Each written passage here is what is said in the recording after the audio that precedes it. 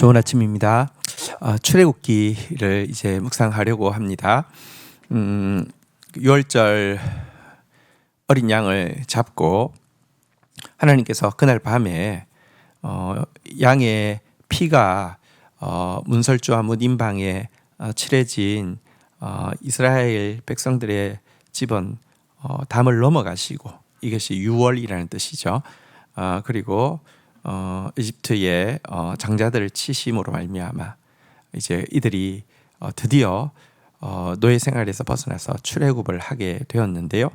자, 그때 이제 주어진 명령들이 13장부터 시작되어집니다. 오늘 본문 보도록 하겠습니다. 1절, 여호와께서 모세에게 일러 이르시되, 2절, 이스라엘 자손 중에서 사람이나 짐승을 막론하고 태에서 처음 난 모든 것은 다 거룩히 구별하여 내게로 돌리라. 이는 내 것이니라 하시니라.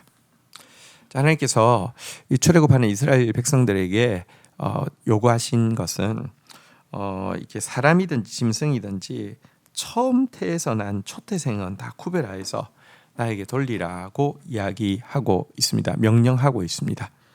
왜냐고 하면 그것은 당신의 것이기 때문입니다. 왜 그렇습니까? 지금 출애굽의 역사는 애굽의 모든 처음 난 것, 사람이든지 짐승이든지 그것을 다 심판하셨습니다. 이스라엘은 왜 심판받지 않았습니까? 이스라엘은 애굽에 비해서 죄가 없어서입니까? 아닙니다. 딱 한 가지입니다. 그들의 집에 어린 양의 피로 문설주와 문인방에 발랐기 때문에 장자의 죽음, 초태생의 죽음을 면한 것입니다. 똑같은 죄인인데 누구는 구원받고 누구는 구원받지 못했습니다. 구원받은 자들도, 여러분, 구원받은 장자도 구원받은 초태생도 다 주님의 것이었습니다. 주님 앞에서 사실 심판받아 죽기에 마땅했고요. 그럼에도 불구하고 주님께서 대가 지불을 하고 건져내신 것입니다. 사실은 우리가 너무 잘 알고 있는 대로 6월절 어린 양은 예수님을 상징하죠. 그래서 구원받은 모든 사람은 그 초태생이 하나님의 것임을 인정해야 합니다. 또 초태생이란 사실은 그 이후에 나오는 모든 자녀 또 그 생명들에 대해서 대표를 하는 것이죠. 하나님은, 우리 구원자이신 하나님은 우리의 주권자이시고 우리의 주인이십니다. 우리는 하나님의 것입니다. 구원받은 사람은 당연히 내 몸도 내 시간도 내 건강도 내 전부가 하나님의 것임을 항상 고백하고 인정해야 합니다. 자, 3절입니다. 모세가 백성에게 이르되, 너희는 애굽 곧 종되었던 곳에서 나온 그날을 기념하여 유교봉을 먹지 말라. 여호와께서 그 손의 권능으로 너희를 그곳에서 인도하여 내셨습니다. 4절, 아비볼 이날에 너희가 나왔으니. 5절, 여호와께서 너희를 인도하여 가나안 사람과 헷 사람과 아모리 사람과 히위 사람과 여부수 사람의 땅 곧 내게 주시려고 내 조상들에게 맹세하신 바 젖과 꿀이 흐르는 땅에 이르게 하시거든. 너는 이 달의 이 예식을 지켜. 6절, 이래 동안 무교병을 먹고 일곱째 날에는 여호와의 절기를 지키라. 7절, 이래 동안에는 무교병을 먹고 유교병을 내게 보이게 아니하게 하며 내 땅에서 누룩을 내게 보이지 아니하게 하라. 8절, 너는 그날에 내 아들에게 보여 이르기를, 이 예식은 내가 애굽에서 나올 때에 여호와께서 나를 위하여 행하신 일로 말미암음이라 하고. 9절, 이것으로 내 손의 기호와 내 미간의 표를 삼고 여호와의 율법이 내 입에 있게 하라. 이는 여호와께서 강하신 손으로 너를 애굽에서 인도하여 내셨음이니. 10절, 해마다 절기가 되면 이 규례를 지킬지니라. 자, 출애굽하는 이스라엘 백성들에게 초태생을 구별하라는 명령에 이어서 이제 그 땅에 들어가면 이 절기를, 이 무교절을 지키라는 명령을 주시고 있는 내용입니다. 무교절에 기억해야 되는 내용이 무엇입니까? 종되었던 애굽에서의 구원이 오직 여호와의 권능으로 일방적으로 이루어진 점이라는 사실을 기억해야 됩니다. 방금 우리가 읽은 내용이 좀 길기는 한데요. 3절에서 10절까지 여기에 보면 여호와께서 그 손의 권능으로라는 표현이 4번이나 나왔습니다. 무교절을 지키면서 기억해야 될 것은 출애굽의 역사가 여러분, 그리고 또 가나안 땅에 들어가는 이 가나안 땅의 역사가 인간의 공로나 인간의 능력에 의한 것이 아니라 전적으로 여호와의 손의 권능으로 이루어진 것을 기억하라라는 것입니다. 사실 무교절이란 이스라엘 백성들이 출애굽할 때에 발효하지 않은 빵을 먹었다는 뜻입니다. 여러분, 빵은 발효시킵니다. 발효시켜야지 부드럽고 발효시켜야지 배도 부르고 발효시켜야지 소화도 잘 됩니다. 근데 발효하는 데는 시간이 걸립니다.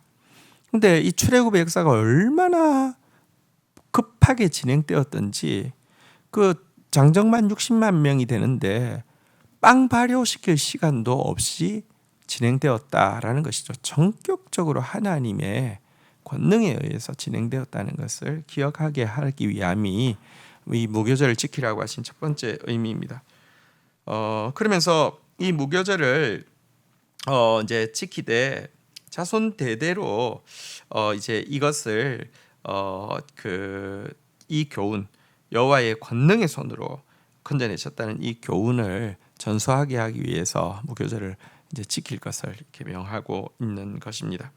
자, 그런데 무교절 기간 동안에 해야 될 일도 여기 읽었던 3절에서 10절에 나와 있습니다. 그것은 무엇이냐고 하면요, 집 안에서 눈에 보이는 곳에 어디서든지 누룩이 이렇게 보이지 않도록 누룩을 철저히 제거해야 되는 일을 하라라고 이야기하고 있었습니다. 여러분, 누룩은 이게 베이킹 소다를 이야기하잖아요. 이거 부풀어 오르게 합니다. 그래서 이 빵을 만드는 데는 꼭 필요한 이제 그 효모죠. 자, 그런데 이 누룩이 성경에서는요, 때때로 전염성 있는 죄악을 상징하기도 합니다.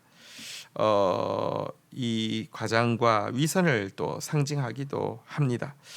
여러분, 이것들은 사실은 구원받은 성도들에게 있어서 정말 이 죄악, 과장, 위선 이런 것들은 계속 제거되어야 합니다. 신약 성경에 보면 악은 모든 모양이라도 버리라고 권면하고 있는데요. 바로 이 권면을 이 무교절 기간에 또 실천함으로 말미암아 하나님의 권능이 임하기 위해서 우리에게서는 어떠한 악의 모양도 버려야 된다는 것을 같이 교훈하고 있는 것입니다. 자, 이제 11절부터의 내용은 우리가 1절에서 2절에서 초태생을 구별하라고 했는데요. 구체적으로 어떻게 구별하는지에 대한 내용입니다. 11절, 여호와께서 너와 내 조상에게 맹세하신 대로 너를 가나안 사람의 땅에 인도하시고 그 땅을 내게 주시거든. 12절, 너는 태에서 처음 난 모든 것과 내게 있는 가축의 태에서 처음 난 것을 다 구별하여 여호와께로 돌리라. 수컷은 여호와의 것이니라. 13절, 나귀의 첫 새끼는 다 어린 양으로 대속할 것이요 그렇게 하지 아니하려면 그 목을 꺾을 것이며 내 아들 중에서 처음 난 모든 자는 대속할지니라. 자, 초태생을 이제 구별해서 하나님께 드리라고 했는데 이것이 어떤 의미인지 좀 구체적으로 이제 알려주고 있습니다. 어떻게 이것을 지켜야 합니까? 자, 그런데 이 초태생 중에서 예를 들면 짐승과 같은 초태생 중에서는 구약 성경에 보면 정한 짐승이 있지만 또 부정한 짐승이 있잖아요. 부정한 짐승은 제사로 드릴 수 없단 말입니다. 처음 것을 구별하여 초태생을 하나님께 드린다는 것은 짐승 같은 경우는 제사로 올려 드리는 것을 이야기하는데, 예를 들면 나귀 같은 부정한 짐승은 아예 초태생이라도 제사를 드릴 수 없단 말입니다. 뭐 어떻게 해야 됩니까? 그런 경우는 어린 양으로, 정결한 짐승인 어린 양으로 대신해서 이 나귀의 생명을 어린 양에 씌워서 대신해서 바치라는 것입니다. 또 사람의 장자는 어떻게 해야 됩니까? 이방 종교에서는요, 이렇게 장자를 진짜 불에 태워 죽이고 이런 경우도 많이 있었는데요. 하나님은 이것에 대해서 엄히 검하고 있습니다. 이것은 사악한 짓입니다. 자, 그런데 장자는 어떻게 구별합니까? 마찬가지입니다. 장자도 어린 양으로 대신해서 이렇게 바치는 것으로 이렇게 초태생을 구별하는 것을 지키라고 이야기하고 있습니다. 하나님 앞에서 우리가 구원받을 수 있는 유일한 길은 어린 양 대신 예수 그리스도의 희생뿐임을 분명히 보여주고 있습니다. 자, 14절에 보면 조금 더 부가적으로 설명합니다. 후일에 내 아들이 내게 묻기를 이것이 어찌 됨이냐 하거든 너는 그에게 이르기를 여호와께서 그 손의 권능으로 우리를 애굽에서 곧 종이 되었던 집에서 인도하시어 내실 때에 15절 그때에 바로가 완악하여 우리를 보내지 아니하며 여호와께서 애굽 나라 가운데 처음 난 모든 것은 사람의 장조로부터 가축의 처음 난 것까지 다 죽이셨으므로 태에서 처음 난 모든 수컷은 내가 여호와께 제사를 드려서 내 아들 중에 모든 처음 난 자를 다 대속하리니 16절 이것이 내 손의 기호와 내 미간의 표가 되리라 이는 여호와께서 그 손의 권능으로 우리를 애굽에서 인도하여 내셨습니다 할지로다. 자, 그러나 초태생을 구별하는 게 왜 그렇게 해야 돼요? 시간이 지날수록 다음 세대 자녀들은 그렇게 물을 수 있을 것입니다. 이때 이야기합니다. 이 그 애굽에서의 마지막 밤에 어떤 일이 있었는지를 이렇게 이야기해 줍니다. 똑같이 죽임을 당해야 되는데 어린 양으로 말미암아 구원받았고 그래서 더 이상 이제는 우리 게 아니고 하나님 거라는 것을 분명히 가르쳐야 된다 이렇게 이야기했는데요. 사실 여러분 그 이스라엘 백성들은 이렇게 구원받은 것에 대한 감사로 12아들 중에서 한 아들인 레위를 하나님께 아예 하나님을 섬기는 일에 전념케 하기 위해서 구별하여 또 바치게도 하고 있음을 뒤에서 보게 될 것입니다. 레위라는 아들은 워낙에 이제 연합이라는 뜻을 가지고 있는 아들인데요. 레위에게는 두 번째 뜻이 있습니다. 그것은 빌려받다라는 뜻입니다. 여러분 우리는 레위입니다. 우리는 하나님께 생명을 빌려받은 존재입니다. 그래서 정말 우리가 일상의 모든 삶을 살고 있을 때도 내가 빌려받은 존재라 빌려받은 생명 가지고 살고 있다는 사실을 기억해야 하고 또 우리를 구별하여서 우리의 주인이신 하나님께 드려야 하는 생명임을 꼭 기억해야 할 것입니다. 주신 말씀 붙잡고 기도하며 나가도록 하겠습니다. 하나님 우리는 어린 양의 피로 말미암아 구원받은 존재입니다.